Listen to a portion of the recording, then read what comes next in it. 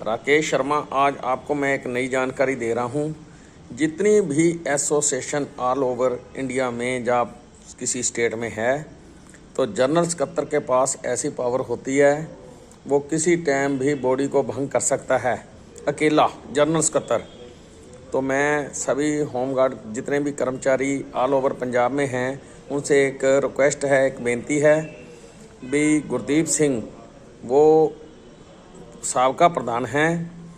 आज तक उन्होंने 6 साल के करीब धरना लगाया हुआ है, जिसमें 9 जवान शहीद हुए।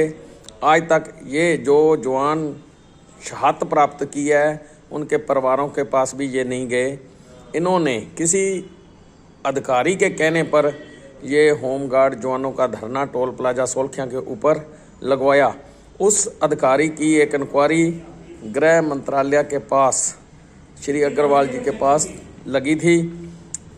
अफसरों का ध्यान भटकाने के चक्कर में उन्होंने ये धरना अर्जित किया और 2 धरने इस सरकार में लगाए, जिसके कारण ये दोनों धरने ही फेल हुए। इसके सीधे जुम्मेवार गुरदीप सिंह और 134 के मुखिया हैं। जवानों का बहुत बड़ा नुकसान हुआ है। मेरी सभी लोगों से अपील है, इन दोनों जो एसोसिएशनों के मुखिया हैं उनको नकार दिया गया है और नए प्रधान कृष्ण देव जी अब बन। राकेश शर्मा। आज आपको मैं एक नई जानकारी दे रहा हूँ। जितनी भी एसोसिएशन ऑल ओवर इंडिया में या किसी स्टेट में है, तो जनरल सकत्तर के पास ऐसी पावर होती है, वो किसी टाइम भी बॉडी को भंग कर सकता है, अकेला जनरल सकत्तर। तो मैं सभी होमगार्ड जितने भी कर्मचारी ऑल ओवर पंजाब में हैं, उनसे एक रिक्वेस्ट है, एक बेनती है भी गुरदीप सिंह वो साबका प्रधान हैं। आज तक उन्होंने 6 साल के करीब धरना लगाया हुआ है, जिसमें 9 जवान शहीद हुए। आज तक ये जो जवान शहादत प्राप्त की है, उनके परिवारों के पास भी ये नहीं गए। इन्होंने किसी अधिकारी के कहने पर ये होमगार्ड जवानों का धरना टोल प्लाजा सोलखिया के ऊपर लगवाया।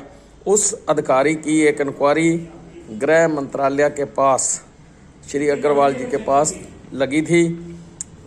अफसरों का ध्यान भटकाने के चक्कर में उन्होंने ये धरना अर्जित किया और 2 धरने इस सरकार में लगाए, जिसके कारण ये दोनों धरने ही फेल हुए। इसके सीधे जुम्मेवार गुरदीप सिंह और 134 के मुखिया हैं। जवानों का बहुत बड़ा नुकसान हुआ है।